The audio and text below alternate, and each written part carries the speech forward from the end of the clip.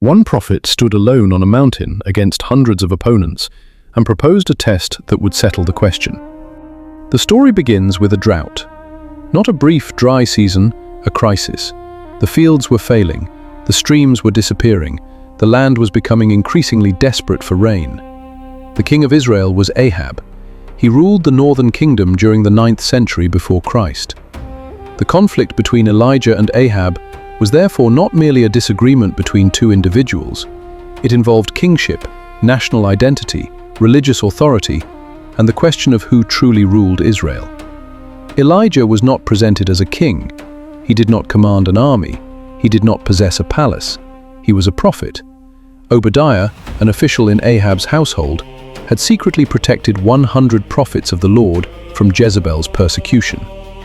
Ahab blamed Elijah for troubling Israel. But Elijah answered that the real problem was not the prophet. Elijah called for a gathering.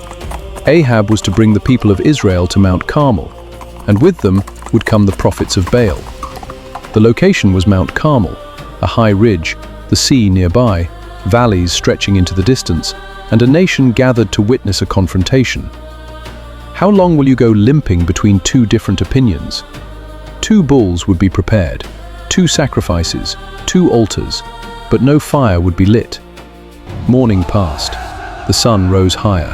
They cried out. They danced around the altar, but nothing happened. No voice, no answer, no fire. Elijah called the people closer.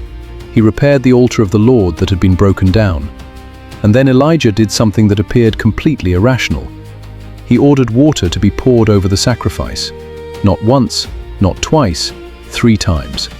The goal was revelation, that Israel would know who God was. Then the moment came. The Bible says that the fire of the Lord fell. It consumed the burnt offering, the wood, the stones, the dust, and even the water in the trench. The people saw what had happened, and they fell face down. Then they cried, "The Lord, He is God." The biblical narrative then takes a darker turn. Elijah ordered the prophets of Baal to be seized. They were brought down to the Kishon Valley, where they were killed. Elijah told Ahab that rain was coming. Then the prophet climbed higher on Mount Carmel. He bowed down and prayed. The clouds gathered, and the rain came. The land that had been dry began to receive water again. But the story was not over. After Mount Carmel, Elijah would face another crisis. Jezebel would threaten his life.